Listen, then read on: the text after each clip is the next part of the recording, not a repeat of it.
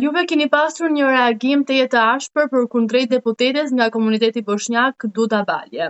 Si e gjykoni kushtin e saj që thot, japim votën për secilin kryeministër që formon komunën e Bosnjakëve?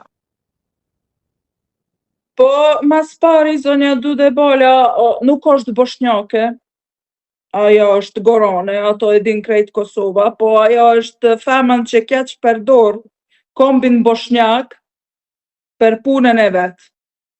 Sepse një femën që, qysh me tham, aja deri dje, krejt e dim që u dal me Shqiponjen, u dal me flamurin, po pas kur ka kalu Banjska, u ndryshu krejt. Se krejt e dim, nese Zotri Albin Kurti dhe shtetit Kosovës se jep komunat bosnjakëve, serbët ka me lyp të njëjtë. Edhe pastaj s'ka me pas qare, pa qenë komunat serbe edhe komunat bosnjake në Republikën e Kosovës. Edhe aja është u keq përdor Republikën e Kosovës, mas pari Republika e Kosovës cila ja ka jap bukën me hangër, ajo është u keq përdor. Une po thëm nëse jam prezidentja shtetit të Republikës e Kosovës, në vend e kisha marrë në shtetësi Dudës Baljes. Sepse ajo është femna që veç që shkatron Kosovën. Ajo nuk është femna që ndihmon as bosnjakëve, as shqiptarëve, as këtu e tjeq. Aja veç ka në planin e vet me shkatru Republikën e Kosovës. A mendoni se zonja Balje ka marrë direktiva nga Beogradi, apo dhe vetë Milan Radojičić?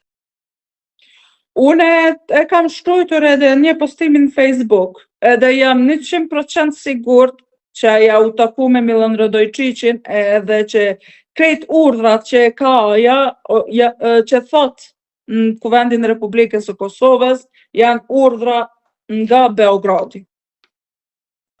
Dua të rikujtojmë gjithashtu se Ramush Haradinaj i ka mbështetur më sa kërkesën që zonja në fjalë ka bërë dhe ju e keni cilësuar këtë se një turp i madh. Pse ky reagim nga ana juaj? Pse keni reaguar kaq ashpër ndaj zotit Haradinaj? Për mu zoti Haradinaj ka qenë një heroj tepër i veçantë. Një njeri edhe një politikan që kam dashur me shpirt edhe me zemër. Edhe unë hala kam respekt për ta. Por punën, qysh ka dëshira i me caktu Kosovën, e me ja dha një femnës që u taku me Milan Radojičićin edhe që ka urdhrat pi Beogradit, që atu ka i dnu shumë. Sepse si një njeri që ka humbur vllaznit në luftë, një njeri që vjen nga një familje tepër historike, pas familjes Jashar është familja Haradinaj. Një njeri me dal pi asaj familjes që ka thënë të gjitha për Kosovë, me dal e me fol me mbështet Dudën Baljen për coptimin e Republikës e Kosovës. Për mu nuk është as zemra e patriotit, nuk është as një pjesa që është normale.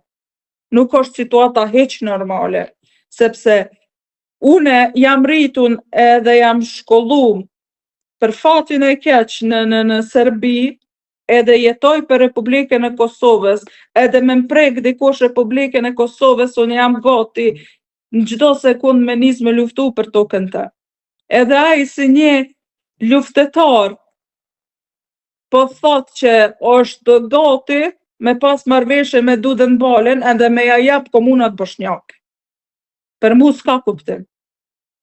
Si mendoni ju se po ndikon Serbia në ngërçin e të zgjatur të konstituimit të institucionit të Kosovës, dhe cila është zgjedhja në gjykimin tuaj? Po për mu zgjedhja e vetme është mu bashku shqiptarët, edhe mos me pas armiqësinë ndaj vetit.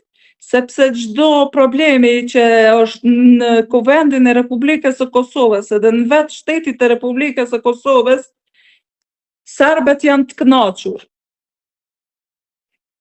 Republika e Kosovës ka qenë në një situatën tepër e tmerrshme, që është lufta e Kosovës, siç e dim krejt çka ka dashur me baja Serbia neve. Por, unë çka e kisha tha krejt politikanëve të shqiptarëve, është me u bashku. Edhe mos me knaq një Duda Bale, mos me knaq një Demo Berishën, mos me knaq një Nexhmedin Spahiu, po me u bashku, edhe me qitë Republikën e Kosovës sa më nalt.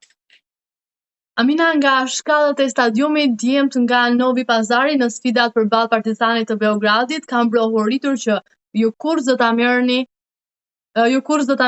Kosovën. A tregon kjo se patriotizmi dhe ndjenja kombëtare e shqiptarizmit është ringjallur dhe tashmë shqiptarët aty nuk kanë më frikë ta buçasin atë ndjenjë që kanë? Ka ndohur edhe para 2 vite kur ka qenë ndeshja Partizanit Novi Pazarit, kur njoni ka përmen emrin e komandantin Hashim Thaçi, e ka thirr krejt stadiumi Hashim Thaçi, pastaj e ka nisur njoni, ka tha thoni Albin Kurti, krejt stadiumi ka nisur Albin Kurti. Situata është tepër e mirë tash, sepse njerëz janë afru ka kombin e vetë. E kam pa që shqiptarët e Republikës e Kosovës janë vazën tonë, janë gjaku jonë. Edhe që Republika e Kosovës është e porja, nëse ndohet diçka në Sanxhak, Republika e Kosovës na qel derën neve. Edhe na s'kem ku me shku përpara, përveç ka Republika e Kosovës. Edhe njerëz këtu e kanë kuptu qatë situatë, sepse këtu nëpër televizionet thojnë që shqiptarët janë të keq, shqiptarët e urrejnë Sanxhakun, shqiptarët e urrejnë njerëz që jetojnë përveçsisht në Sanxhak. Po kur shkojnë në Kosovë, kuptojnë që asnjë fjalë të Serbisë nuk janë të vërteta.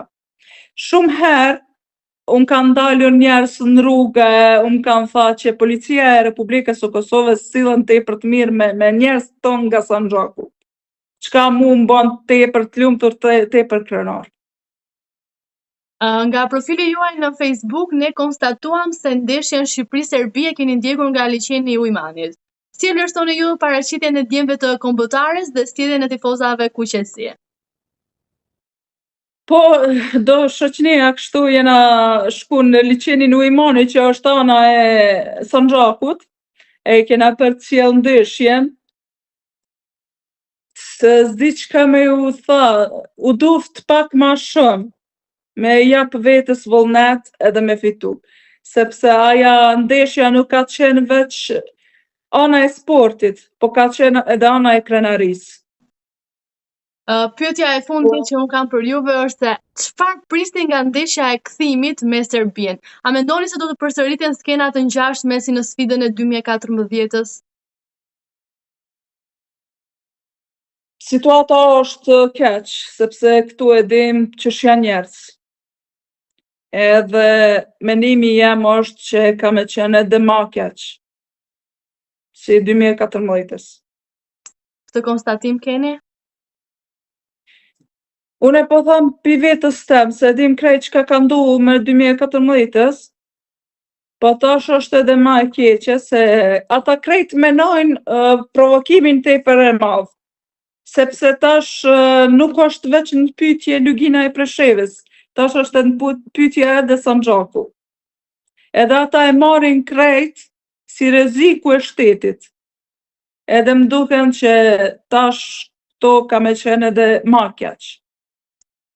Unë të falenderoj shumë për intervistën dhe të përgëzoj realisht për gruan që ti je, dhe në fund kësaj interviste do doja ta mbyllim me simbolin që na portretizon në të gjithë botën, që është Shqiponja.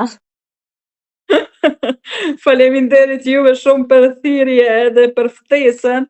Jam shumë e kënaqur që sot kena realizuar këtë intervistën, edhe kërkoj falje të gjithëve se kajherë u mikin do fjalë të në gjuhën shqipe, sa është pak probleme edhe për mu, se unë hala jam duke mësuar gjuhën shqipe, Mos e vrisni mendjen se keni qenë perfekte. Ju falenderoj shumë. Shumë faleminderit, shumë faleminderit. Dëgjoj